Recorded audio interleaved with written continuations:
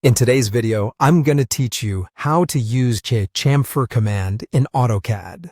If you find this useful, consider subscribing and liking the video. To get started, activate the chamfer tool. You can type CHA or chamfer at the command line and press enter. Or you can find the chamfer tool in the Modify panel under the fillet dropdown and click it.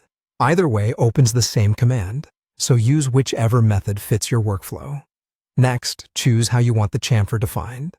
Chamfer has two primary modes, distance and angle. Type D for distance and press enter when you want to specify two linear offsets along the adjacent edges, or type A for angle and press enter when you prefer to define a chamfer with one distance and an angle. This choice determines how AutoCAD calculates the cut at the corner. If you chose distance mode, you'll be prompted for the first distance. Type a value, for example 10, and press enter. Then type the second distance, for example 20, and press enter.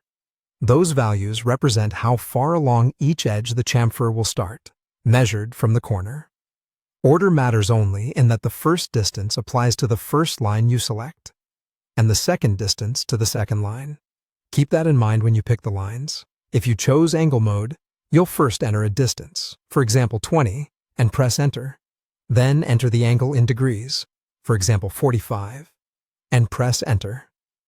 In this case, the distance and angle together define the chamfer geometry. The angle describes the slope of the chamfer relative to one of the edges, so pick values that reflect the desired visual and functional result. After your mode and values are set, select the two lines that form the corner you want to chamfer. Click the first line, then click the second line. AutoCAD will create the chamfer, trimming the corner according to the values you supplied. If the chamfer doesn't look right, you can undo and try different distances or angle values until it matches your intention.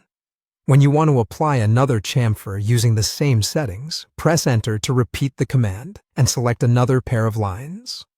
When you are finished, press ESC to exit the command. A quick tip: pay attention to which edge you click first if using distance mode, and preview visually before applying when possible to avoid extra edits. That covers the core workflow for chamfering corners in AutoCAD. Follow these steps and experiment with distances and angles to get consistent professional chamfers in your drawing.